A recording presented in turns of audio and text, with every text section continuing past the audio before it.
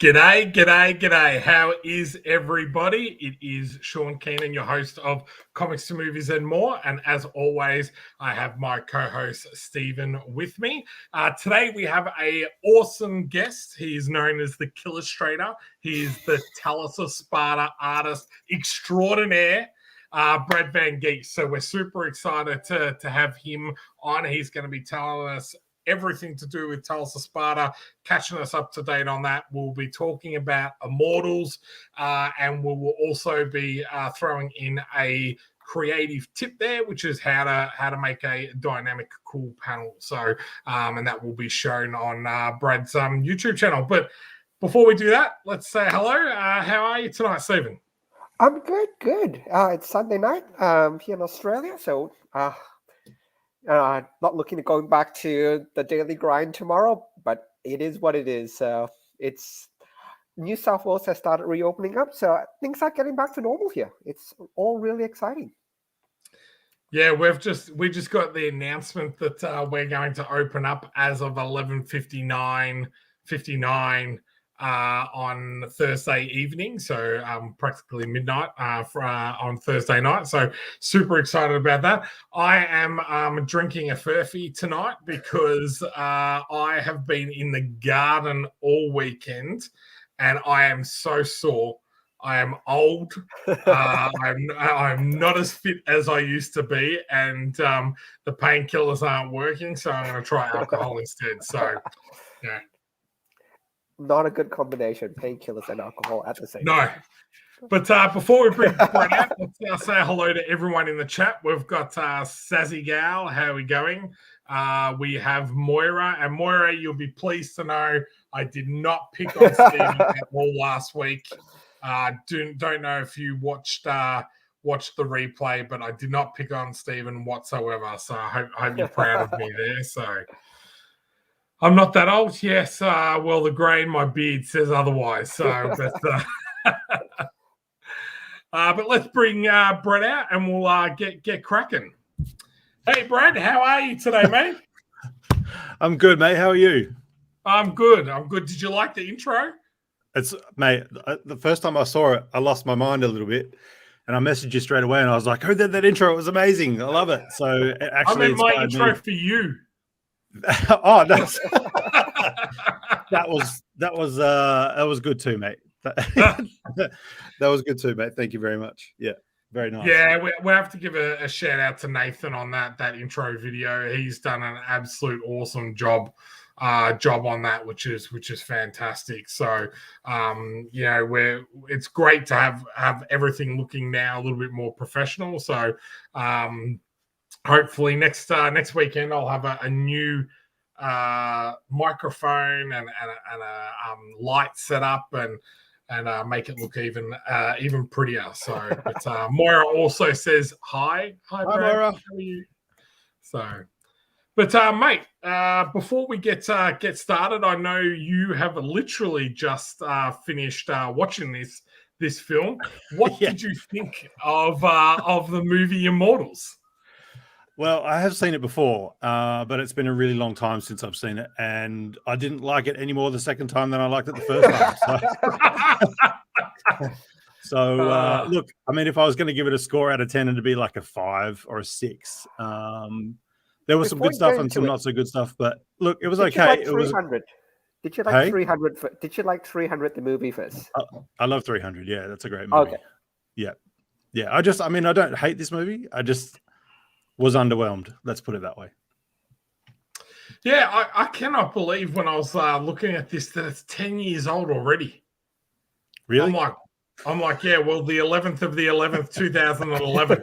And I was like, wow, man, has that time not just absolutely like flown by? Because I was a fan of The Tudors, which is what Henry Cavill was first came on the scene with, or the first time I'd seen him. So I was really excited about this. I love my Greek mythology and everything like that. But I have to agree with you. I liked it, but it did leave me underwhelmed. My favorite part of it is definitely the last scene where the gods are fighting the Titans, where they're breaking out of the box and they're able to use their different weapons and that type of stuff. I thought the costumes was a little bit poxy in regards to how the gods were dressed. Callouts and his weird headgear as Poseidon and all that type of thing. But and I don't know. I find Mickey Rourke hit and miss sometimes. Like sometimes I find him to be a really great villain, and then other times I just think he is the same character in everything he kind of plays. Sometimes, like he's either really good or like the wrestler. I thought he was phenomenal in. He's brilliant in that movie. Yeah, and then this one I was just kind of like, oh. Yeah, you're okay, but not great. It's just I thought this movie had so much potential. Yeah. But I don't know what the budget was or whatever, but I felt like you could tell that it was all the sets were very, very minimal space.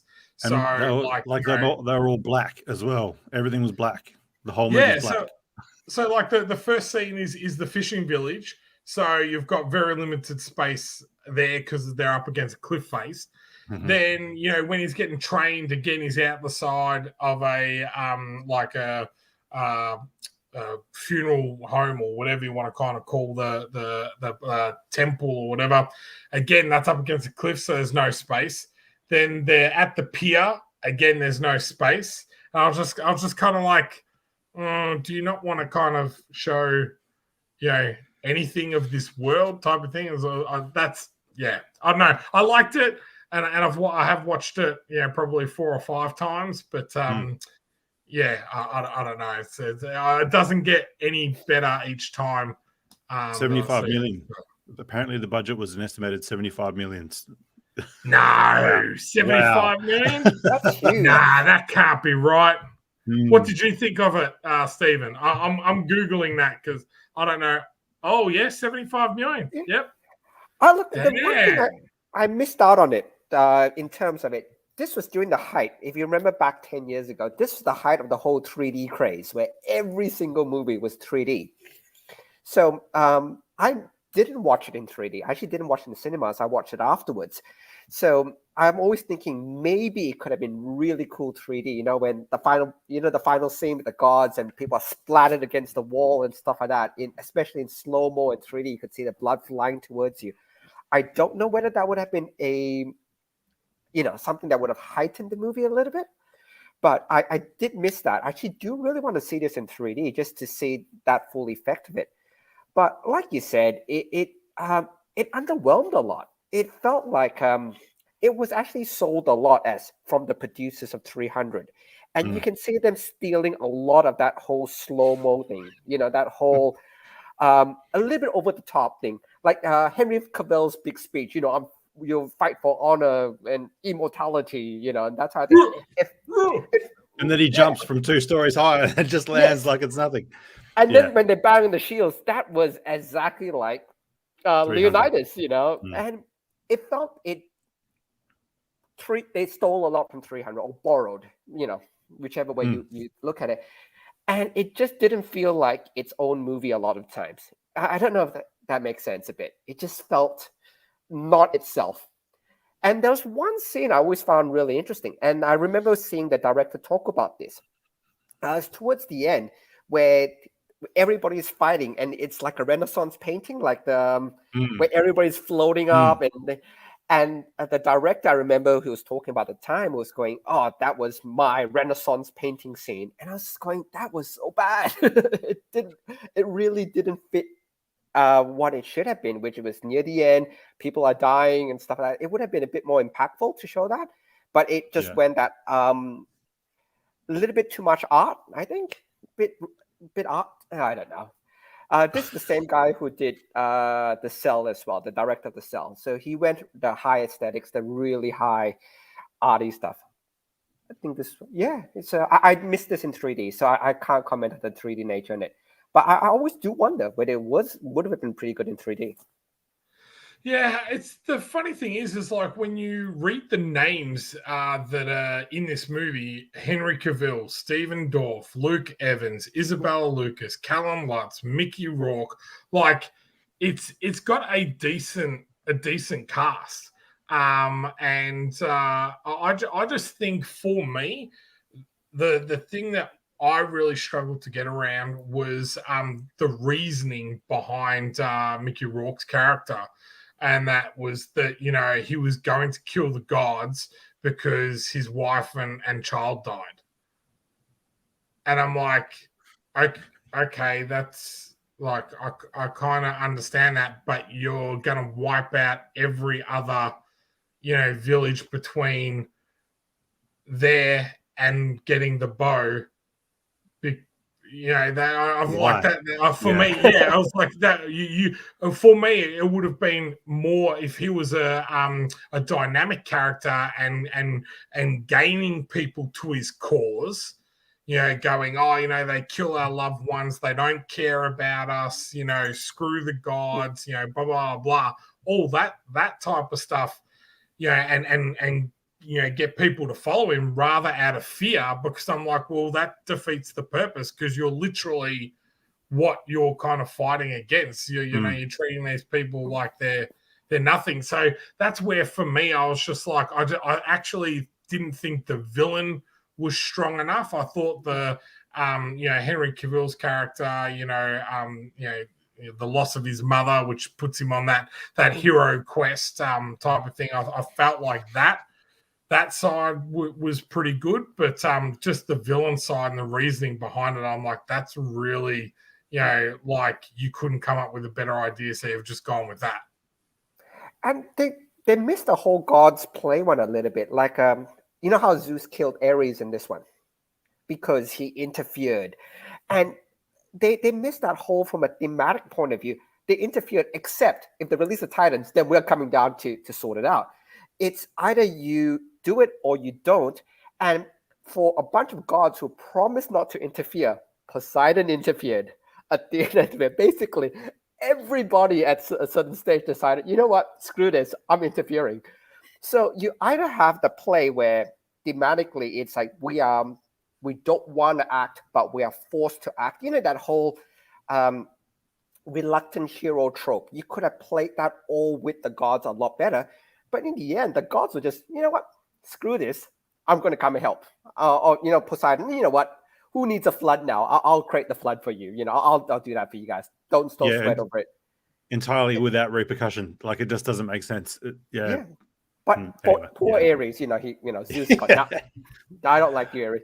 But he literally just dived into the water. Like, he didn't, But I don't know. It's I think the bones were there for it to be really good, but the execution just or writing actually wasn't there before they did the rest of it, because like the actual visual effects and all that were pretty good. Like, as I said, the costumes are a little bit corny, but that's neither here nor there. But the actual story, which is what the whole movie is about, I think is where it kind of lets it down. So 100% agree.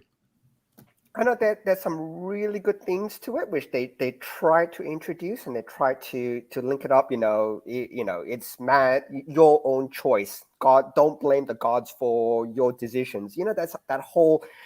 It started on that, and the gods actually played into that by we are not interfering, but having that just all collapse into a mess. I think you're just going.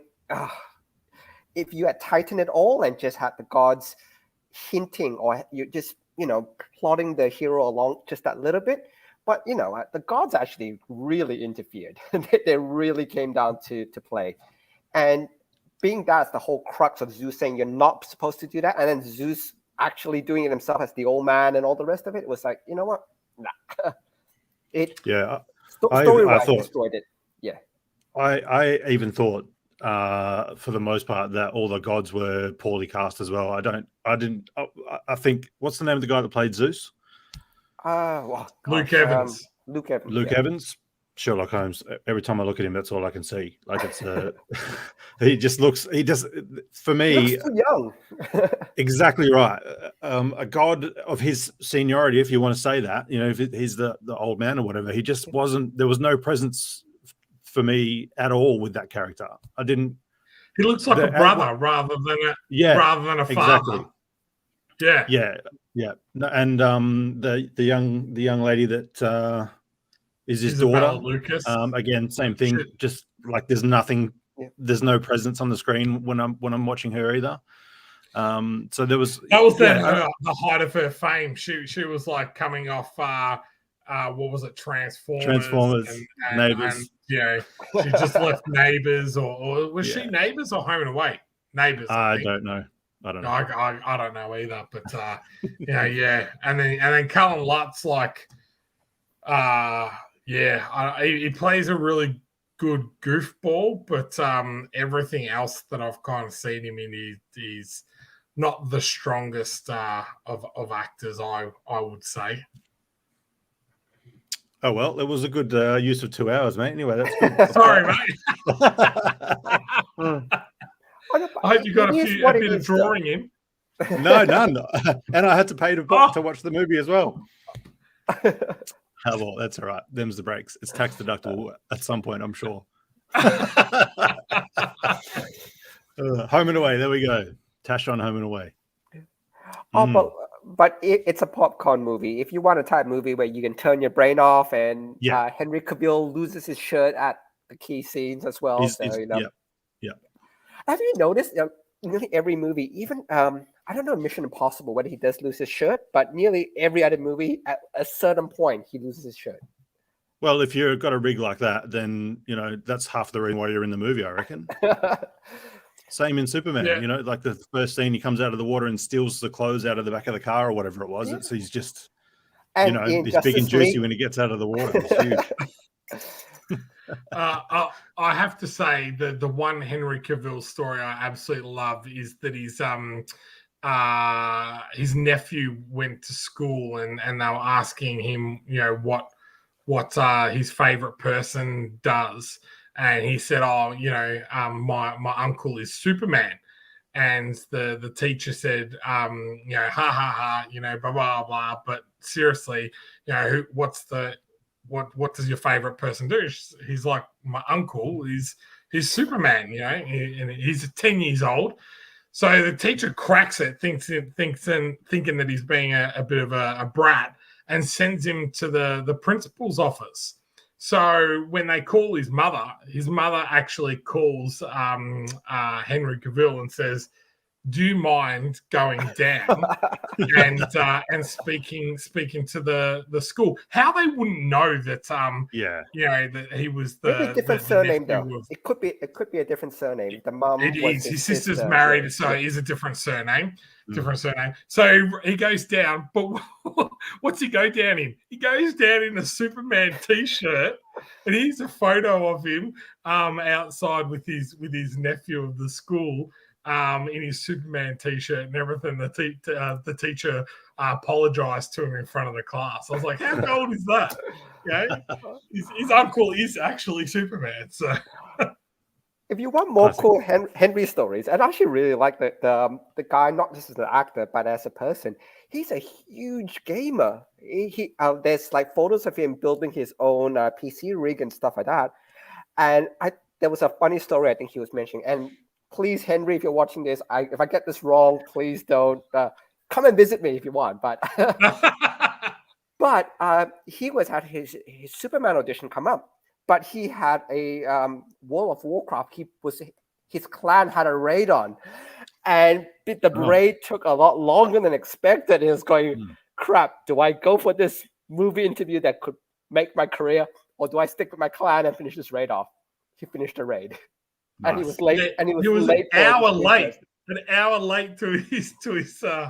So that's hilarious. But I heard that also that the guy that plays Deathstroke out of the DC movies, what's his name? I can't even think. He was also on True Blood and all that. His name escapes me, but Mick, he- a big D&D fan. Joe, that's it. Joe. It's in the comments. It's in the comments. Yeah. Thank God. Him. Thank God for Jackie. They've created a D&D clan together as well. They play D&D because Joe's a massive D&D fan. I'm like, oh my God, these guys, not only are they, these big, muscly, men, but they love all this geeky stuff as well, which is awesome. So, nothing wrong with that, mate. How cool is that? Oh, and Jackie's other comment is that story came from Conan O'Brien. So I didn't know where the source was, but I mean, when I heard that story through the grapevine, I was going, that is so cool. Love Henry. There we go, YouTube. Don't copyright us. So, Brad, we've got you on. You have been super busy yourself. So can you give us a rundown of what you've been up to since the last time we've seen you, and a little bit of updates on Talos of Sparta as well? So yeah, no worries. Among other things, what I do on a daily basis to keep the 2-minute noodles in the cupboard is I've been working on volume 2 of Talos of Sparta. I tried to, okay, so a little bit of a backstory. At the end of last year, when I submitted the finished inks on the first book, was, I don't know, probably 4 o'clock on Christmas Eve. And so my plan this year was to not be working on book 2 on Christmas Eve because it was a bit stressful towards the end there to get it in, so everything else could run on time and all that sort of stuff. So I didn't draw anything from Christmas Eve until I started the second book, which was probably 2 or 3 months ago now, I'm not sure. So nearly 6 months, I didn't actually draw anything that I didn't have to draw because I was so completely burnt out from drawing the original, the book 1 of Talos of Sparta. I was just like, I can't even fathom the thought of drawing anything right now. So I need a little bit of time to recoup and get the energy back and all that sort of stuff. But when I started on the second book, it was just because it's, not to give too much away, but it's quite different to the first book. And there's a lot of different things and a lot of different challenges in there that I've been faced with. There's a lot more buildings. There's a lot more, sets, if you want to call them that, and all that sort of stuff. So I've been diligently working away on pencils, inks, layouts for the second book. And I reckon I'm probably about halfway through, roughly. And so far, so good. I think everything's looking pretty good. So, yeah.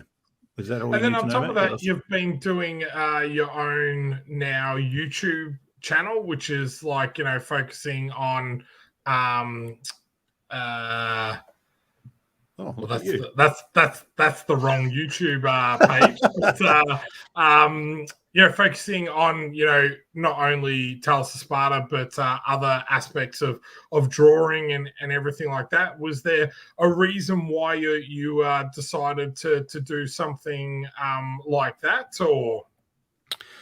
So the reasoning essentially is it's something that I've always had in the back of my mind. I'm like, oh, maybe I wouldn't mind having a YouTube channel, but I've never really had a reason as to why I would want to start one. And initially, I didn't really think that I wanted to be the sort of teaching people how to do things and just be another, not to say that it's a bad thing, but to be another channel that's doing that, because there's already heaps of them out there. But one of the colleagues in the office here, I share an office space in Inglewood, and one of my colleagues in passing just said to me, why don't you put all this stuff on YouTube? And I was like, do you know what? That's a really good idea. And so that's how it got started. So I'd actually been, in the back of my mind, I'd had an idea upon starting the second book that I wanted to document the making of the book in some way. So I've been screen recording, like probably 75% of what I've done so far has been screen recorded. And because I wanted to make something out of it at the end, like a short film or a documentary or something like that, just to, just because I could, and I thought it'd be a cool thing to do. But then, when I got the whole, well, you should just put all this stuff on YouTube, I thought, you know what, that's actually not a bad idea. So what I've sort of been doing is using YouTube as I suppose, a platform to learn editing and learn how to talk to the camera and all that sort of stuff, and to try and show some people the behind the scenes stuff. Because growing up, I'd watch animated movies like they were going out of fashion. So, and I was always interested to watch, you get your DVDs with the extras, right? And the first thing that I would do is go straight into the extras and see if there was a making of on the film before I'd even watch the film most of the time. So, and if there was, I'd sit and watch the making of it before I'd watch the film a lot of the time. So I wanted to kind of, and I just dig looking at the process behind, behind the veil, behind the curtain. How's it done? Like, how do people do what they do, and why do people do what they do? So I thought, well, if there's anything that I can put out into the world that someone's interested in watching, of the process that I'm using to create the comic, then why not? Because I love that stuff. So my YouTube channel was born out of that, essentially. Oh, fantastic.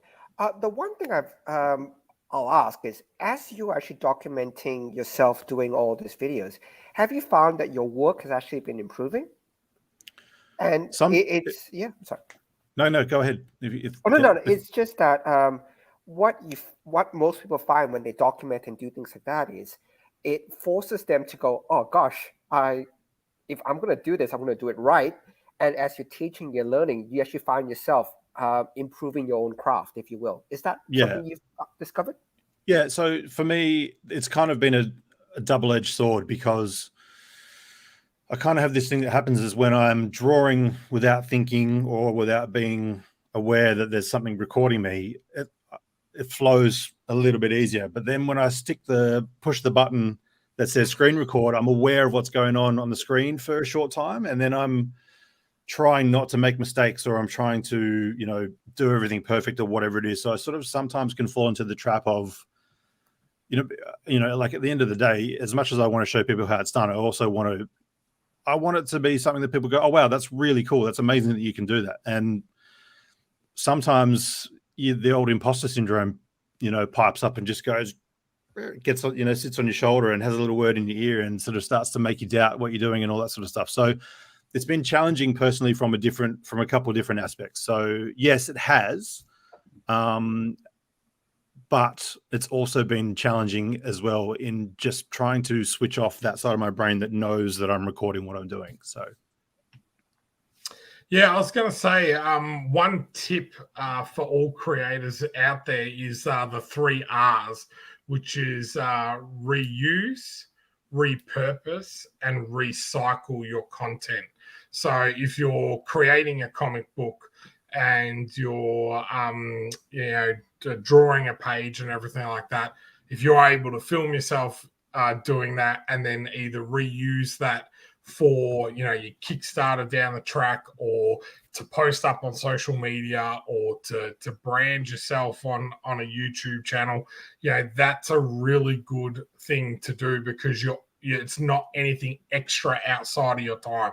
You're already doing it. So that reuse, repurpose, recycle is the 3 R's, and that's your first tip for the night in regards to content. So, but I have to say, from a personal point of view, I love seeing the behind the scenes stuff.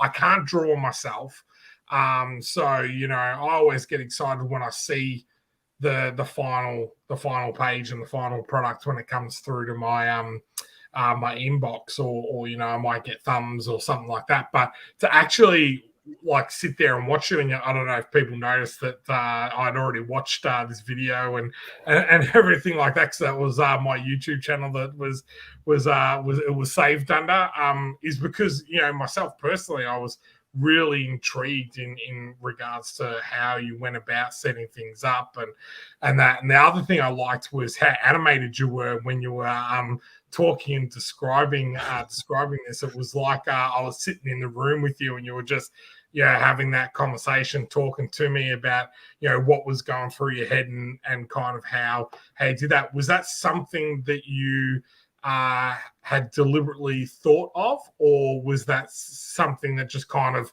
flowed through the process of doing it?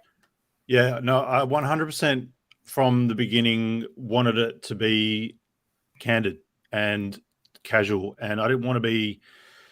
I mean, it's partly because I'm time poor and I didn't want to spend hours and hours on doing this amazing thing with production value, but I wanted it to be personable and real, and I wanted to just show people And literally exactly what you said. And I've had this feedback from heaps of people that I just wanted to feel like I was having a conversation with the screen or with the person watching. And it's kind of a reflection of my personality in that I'm not particularly flashy. I'm very simple. I would like to think that I'm relatively simple. And I wanted my channel to reflect my approach to life in that I'm just sort of pretty laid back, and if I can teach you something and give you something to use that helps you to do what you want to do or inspire someone, then that's what I'm trying to do.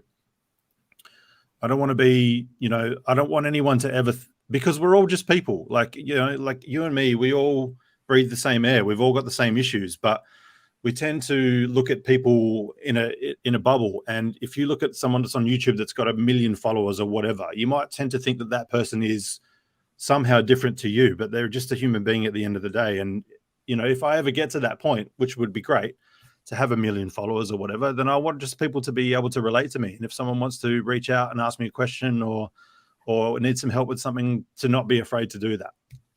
I have to say, a lot of people do ask us, and Stephen, you'll probably back me up with this. They ask us, what's it like to work with Dan Furable? And he just must be, you might be in awe and blah, blah. And I was like, actually, he's just, to be honest, he's just a really nice guy. Yeah. He's just, really nice to talk to. He's enthusiastic about his project. He's very involved. He's very hands-on. But for me, it is just like dealing with Stephen. He's very excited about all the projects we work on. He's very hands-on with everything that he does. It's just one is on Days of Our Lives and one works in Sydney. So.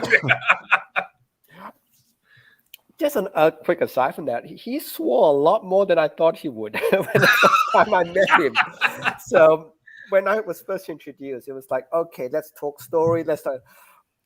Wow, F this. This is the blah blah blah. Oh wow, and I was like, okay, should I be professional? Should I go? Okay, what I'm taking notes here. What works for you? And he said, oh F wow wow wow, and I was caught a bit off guard. I have to admit. You get used to it though, but also you do get used to it because I remember the second time I met him, it was like, hey, it's fucking Shaun, hey, and I was like, oh, okay, wasn't expecting you to say that, but he's but that's just I think that's great that he's just comfortable in regards to speaking how he would with any other person. I think a lot of people have that interaction with him, and I think that's what makes him so special. So I love the fact that you're doing the same thing, Brad, because as I said, I just felt like I was literally sitting in the room with you and you were kind of just talking to me about the process and how you went about it without being also, for someone that doesn't draw, super analytical or using words or abbreviations or something that I wouldn't understand, where sometimes when you're watching videos they're like, oh, I'm using the PHC brush and blah blah blah, and you're just like, I'm like, well, what the hell does that mean? What's a PHC brush like? They're drawing on a computer. How are they even using brushes? But yeah. So that's what I kind of liked. But apart from Talos of Sparta, I know for myself personally, you've been doing a lot of the graphic design for the Kickstarter images and everything. What else do you kind of do? I'm going to chuck up your Instagram in a sec as well. But can you give us a little bit of a background of what else that you kind of do? Yeah, no worries. The Instagram is probably a little underwhelming, at least in my opinion, because I only really get time, or I should say I only ever assign time to putting stuff on Instagram when I don't have other stuff to do. So if I'm having a quiet week in the office, then I'll find some time to create some posts or quickly edit together a video or something like that to throw up, or a screenshot. Usually it's just a screenshot or something like that. But so in terms of what I do on a daily basis, I'm a graphic designer and an illustrator. The majority of what I do for a living comes from graphic design, and the other stuff that I do cartoons of cars, and you know, I'm doing the graphic novel, and I've done 50 or 60 face-off prints, I think, for you over the last couple of years as well. So, and that stuff is more of a passion project for me, if you want to use that term, rather than something that I specifically do to make money. I wish it would make more money; it'd be great. But yeah, so I split my time between illustrating and graphic design. So, for me, it's really cool because I get the opportunity. I've got a creative side, which is expressed through the drawing, but I've also got a design eye as well, where I like things to be lined up, and I like boxes to work together and things to be grouped together. And so both parts of my job, I suppose, gets to satisfy a part of my brain,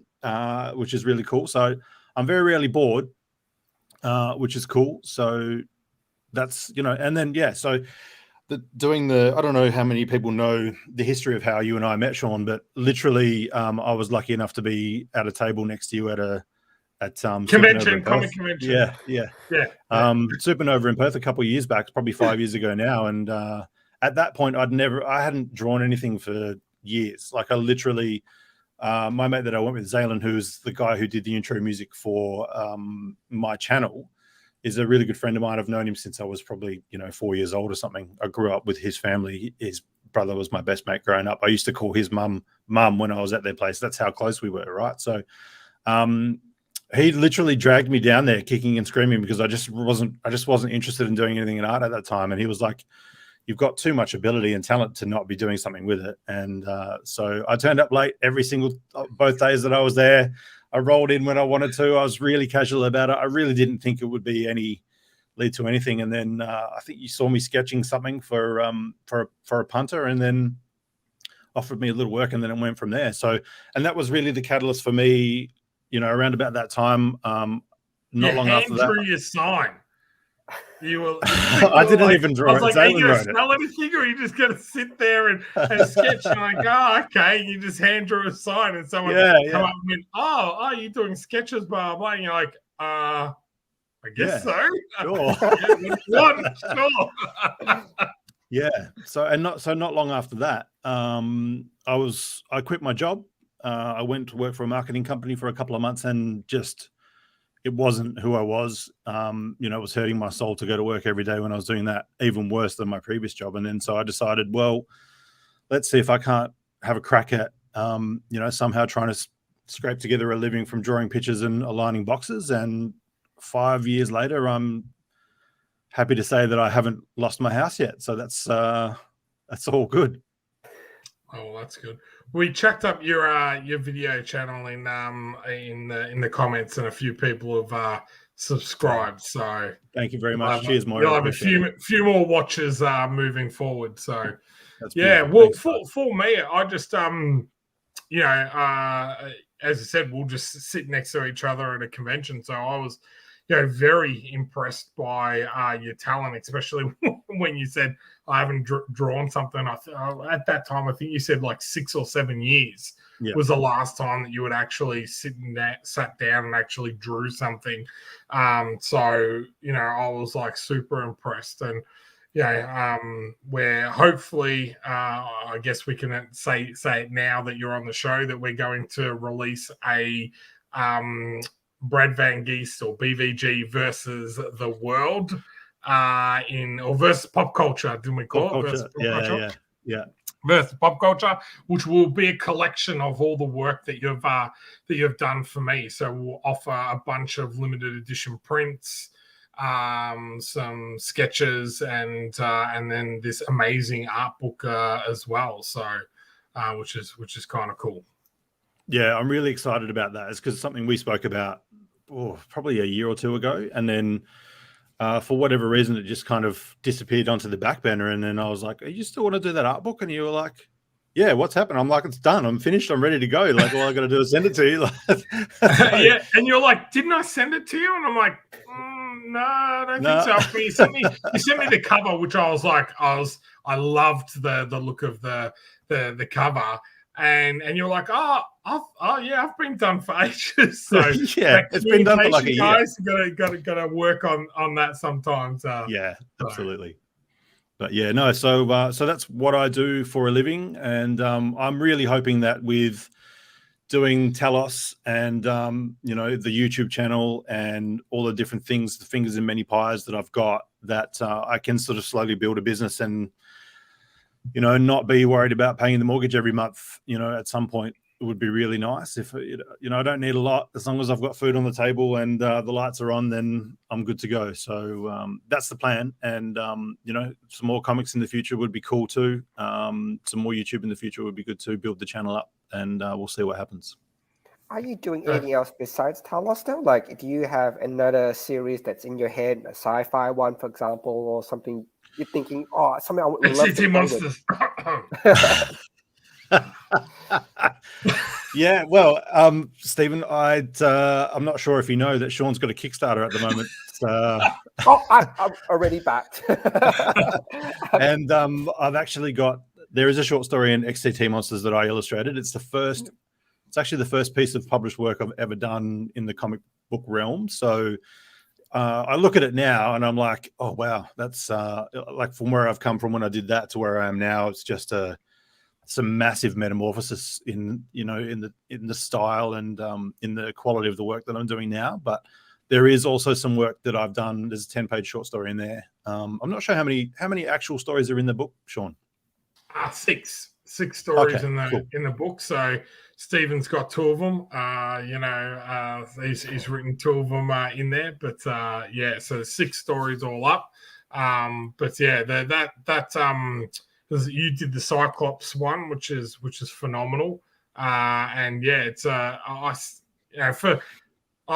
when people have seen it, because it's been released on my Patreon, but not to the public before, is people can't believe that that's like the first comic book stuff that you have done, because really? The paneling and everything is really good, and I think that's where a lot of things fall over when you've never done a comic before, is that you can do a pin-up, you can do a character of someone, but that actual storytelling is an art form in itself, type of thing. So I got a lot of compliments and everything from that book, so I'm really excited to get that into people's hands. So yeah, that's awesome, man. I appreciate you sharing that feedback with me, because for me, I try to draw the sequential stuff in the same way that I would imagine it I was doing something for a movie. And so I frame things in a certain way, and I have an idea in my head about, okay, this would look really cool if I used a worm's eye view or a bird's eye view or whatever. And I try to do whatever I can do to make the panels as dynamic as possible within the realm of telling the story without, like you said to me when I first showed you the finished piece, you said, if something is decent when you can follow the story without the words. Yeah. And that's what 100%. I was striving for. And it's kind of what I'm sort of trying to do on every page of Talos as well, just hopefully at a higher level than before. So. My writer had always said that to me. He goes, if I have to go back and tell you to like fix this in the fundamental part of the story, he goes, then that's not the right artist for you. Yeah. And there's a part there where you need to train and kind of give people an opportunity to do stuff, but that storytelling without the actual words, that's when you've got gold there, because you're like, okay, the words just then amplify the story. The artwork is doing most of the work there. But there is a question there from Nerds Amalgamated. Hey Brad, have you done anime drawing by any chance? No, I have. I like to think that I have anime influences in my style, in the way that I draw some of my artwork, the panels that are in the book and stuff. I do actually look at a lot of anime, a lot of manga. I flick through and find dynamic poses and things that the way the Japanese artists are on a different level, I feel, and the way that I know they use a few shortcuts in the software and stuff to do a few things, but it's no wonder that anime is so popular all around the world at the moment, and manga is really popular all around the world. So no, I don't. I've attempted to draw in that style. It's just not a natural thing for me. I grew up watching Disney films and wanted to be an animator. So everything that I know how to do or would draw as a kid, I would draw in the style of Disney. So what I've had to do is sort of, and like I said, I feel like I do have anime and manga influences in what I'm drawing, but it still sort of always tilts back to a Disney feel. And sometimes I have to just rip it back into, more of a comic book style. It's a little more serious because that's what suits the subject matter of the comic at the end of the day. So, but the answer is no. But I'm not opposed to it. I do understand the way that most manga artists sort of construct their figures and things in a slightly different way. Proportions are different and all that sort of stuff. And I love, as an art form, I think it's brilliant. But it's not something that I would. Let me just put it this way: it'd probably take me 3 months, and I'd be able to draw. I reckon, as a manga artist. Yeah. I'm going to share a page, and I'm hoping Sean's okay with this. This is actually my favorite Cyclops page. So this is an XCT Monsters. Link will be in the comments soon. So Sean, if it's okay, I want to share this one page because I actually use this page. I don't know if you know, Brad. I do lettering. So I've actually got a sample pack, and this page of yours is actually part of my sample pack. Okay, cool. Give me a sec. This one. I love it. I absolutely love it. Oh, wow. Okay. Yeah. Yeah, it's I can tell you why I really like it. It's like you can see the movement, the pull, the bam, the swing round. I like all these set pieces where the panels are just so dynamic, where I think what it says, a little bit Kirby-like, where nobody actually flies that way when they get hit, but it's that over the top. It's that, you can see them, the flex, when he turns, you can see the muscles straining, all the rest of it. You can see when he's pulling up in the first panel, you can actually see him like the way the legs are positioned, he's, putting his back into it. Yeah, there's energy in it. Yeah, exactly, and I love it. I really think this is my favorite page in Cyclops, if you will. So, I think it was, the work was really. Sorry, Sean. I know this wasn't part of your Kickstarter, so I've just basically spoiled the page. Haha. Nah, that's fine. There's Nurse Amalgamated said reminds me of the Adam West Batman effects when Batman punches someone. That splash, bam, whack. Yeah. So they're great though. Those old, I mean, they're a little bit camp now when you look at them, but they're great. I think they're fantastic. Those old, the old Batman series and stuff. I think they're fantastic. The letters, the way they pop. I think, Stephen, you might have said to me at one point that you like you don't like the lettering to overwhelm the artwork at all. And sometimes I think you can get away with it, and you can use the lettering as a piece of the art in a way. And I think you've done you did the lettering on that one? Yeah, I did the lettering on that one. I think you've done a great job, and I think it flows. I don't know if you can bring that back up again, but I actually turned it off. I'll pop it back. That's all right. It doesn't matter. Anyone who's watching this and can remember the panel or is watching it after the fact, rewind.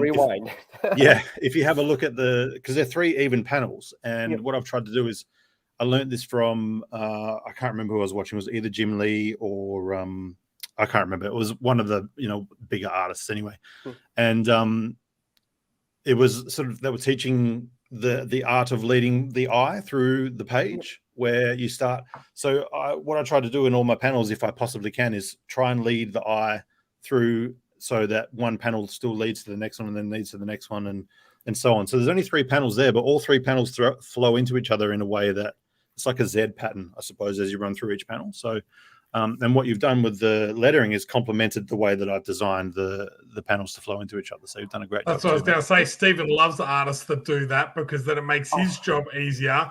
Because that's and you would probably say this, Stephen, that's what letters do as well. It's that that flow of the words of where so you're going from left to right, back to left to right again type of thing. So so the angle of the trees. Yeah. Sorry, mate. Go ahead. I was just going to say the angle of the trees. Sort of just leads your eye through. I mean, you can probably read it a couple of different ways. Actually, looking at the background when it's colored, it's different than when it's black and white. But the angle of the tree kind of leads you and then the angle of the lettering complements that as well. And I also like to use exaggeration. I like to bend anatomy a little bit, and I like to make sure that everything that I draw has some type of energy into it. And I like to use different perspectives as well when I'm doing stuff. So that's why, like when you get the script says, the Cyclops has been smashed into the water by a giant palm tree that his brother just pulled out of the ground. Like, how am I going to show that without it actually being like an obvious, just a shot of, him falling into the water? Something more exciting might just be, it doesn't even have to show his face or anything like that. It's literally just the bottom panel, his arm and 2 of his legs, and it's just a huge splash of water. So, it doesn't always have to be obvious. And I try to use different techniques to sort of to keep people interested as they sort of, the eye travels through each panel. Yep. I'll show you an example. This is actually from another Australian creator, Lucas.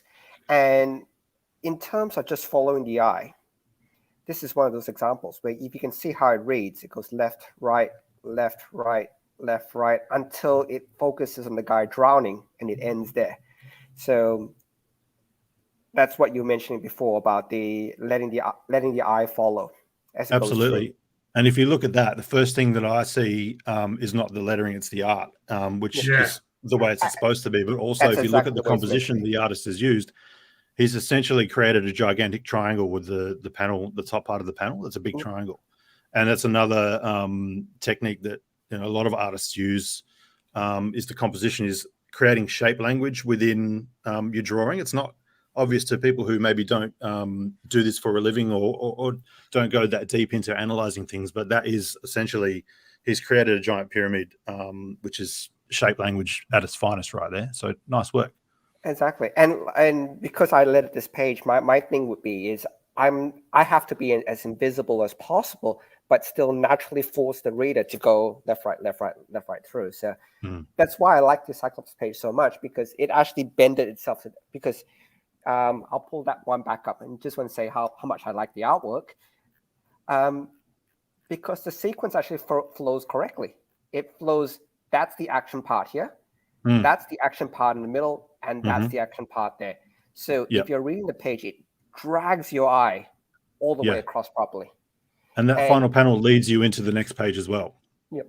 I don't have the next page yet. I wish I did, so I could show it. No, but you talked about that on our other show, that page turn, in regards to, getting that person to their eye to go right to that corner to then do that page turn for the next page type of thing. So so we've got a couple of minutes left. If anyone has a question, chuck it in the chat, and we'll ask Brad. But I think you've given us some amazing tips for artists in regards to, how to set up panels, how to use shapes within drawings and everything like that.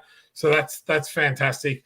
Now, what have you got on in the future, and where can people find you? So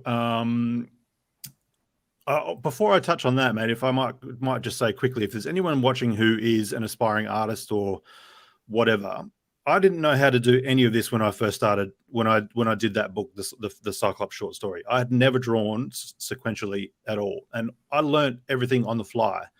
And these days, you're in probably the greatest time in history of the world ever for being able to find information. So if you really want something, just Google it or go on YouTube, because everything is there. Anything you ever need to learn is right there. In terms of where you can find me, so I'm on Facebook, I'm on Instagram, and I'm on YouTube. If you just search my name, Brad Van Geest, I will come up. My Instagram is under what I had as a company name at one point, which is BVG, which is my initials, _design_CO, which is company, because that sort of shows a bit of graphic design and illustration on that page. You can also find me at AutoArt78, all one word. That's my other side of my business, where I do cartoon caricatures of people's cars and stuff as well. So you can find me there, and reach out if you've got a question, if you want to know something, you've got some work, you want to collaborate, whatever it is, and hit me up. And YouTube as well. Follow me on YouTube. Thoughts on artists using Callouts lately? Do you think it's cringe, and do you think drawing properly is a lost art? No, I definitely don't think drawing properly is a lost art. I just think it's way easier to fake it now. What's Callouts? I don't know. I don't even know what that means. I can feel that. Yep. So it's have you seen the new Steven Universe or the new Thundercats? It's the Yeah, one yeah. where it's a style where everybody's head is like a bean, and then you got the eyes. So it's actually easier to show. So let me try to bring up an example for you, and I'll share it through. But it's a very simplified animation style, and Okay. I understand why it's used for animation. It's not personally my cup of tea, but let me bring it up.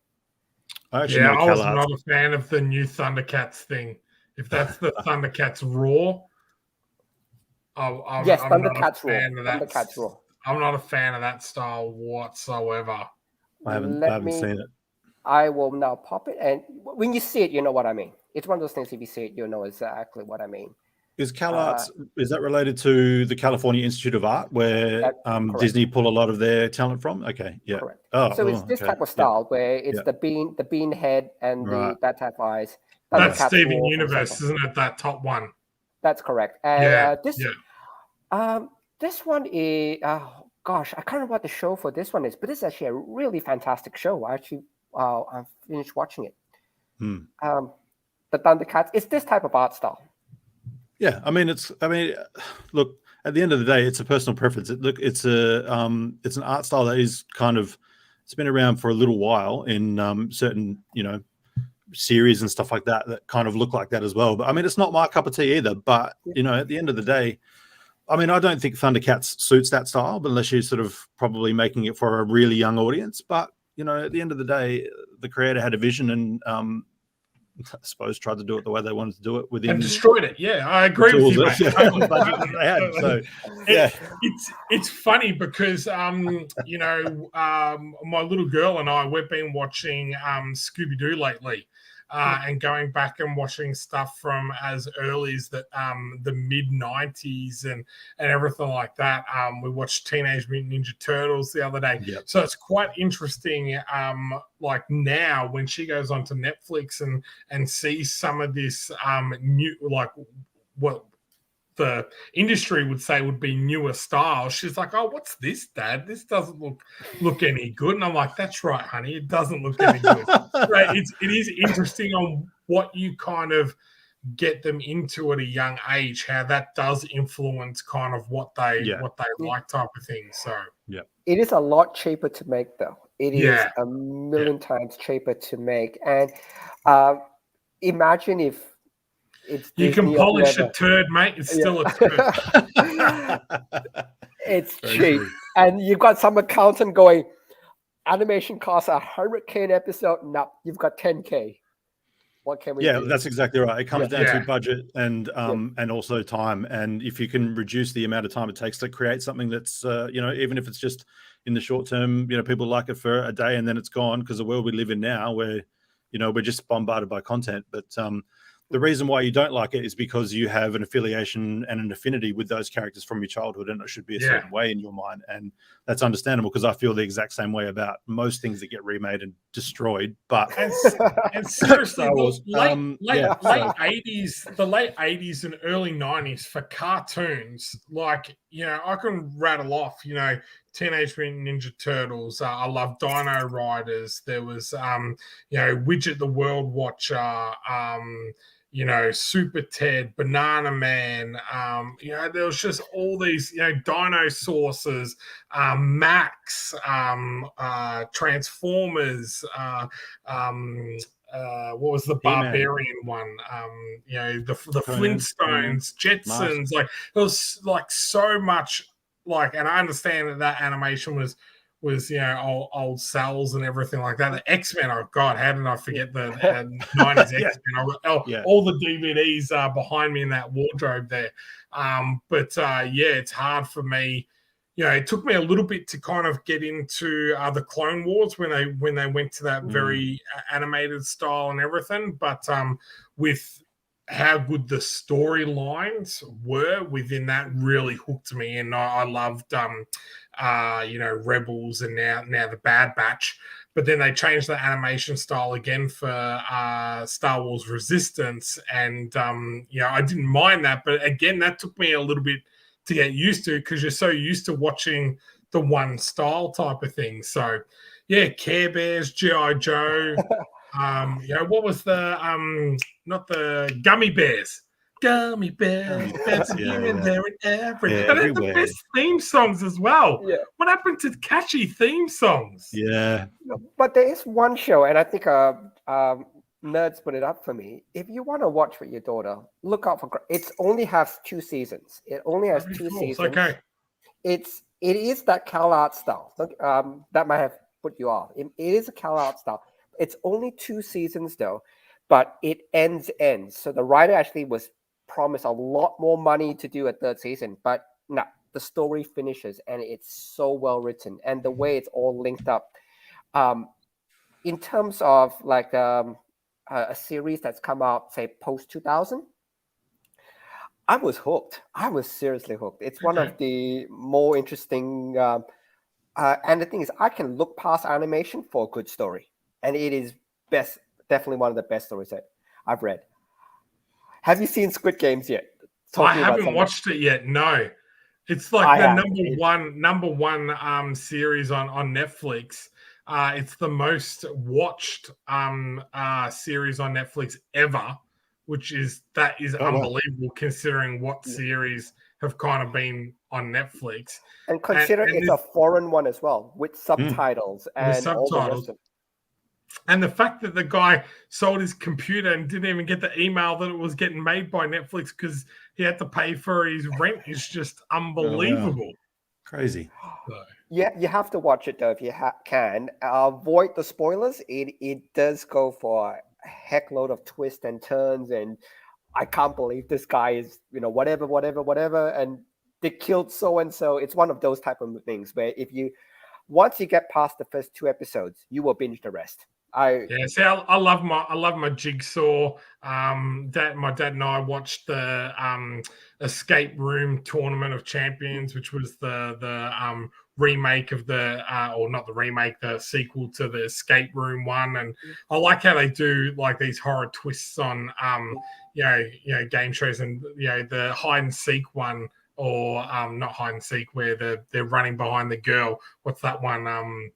Is that what's that kid game? I can't even think of what that kid game is. What's the time, Mr. Wolf? That's it? And then you turn around, you have to freeze and that or whatever. Yeah. I was like, what a cool concept to do that and then just kill people, So, but we're running out of time. We've jumped over already. I really appreciate your time tonight, mate. I'll let you, Stevens, and say the last words, and then we'll end the show.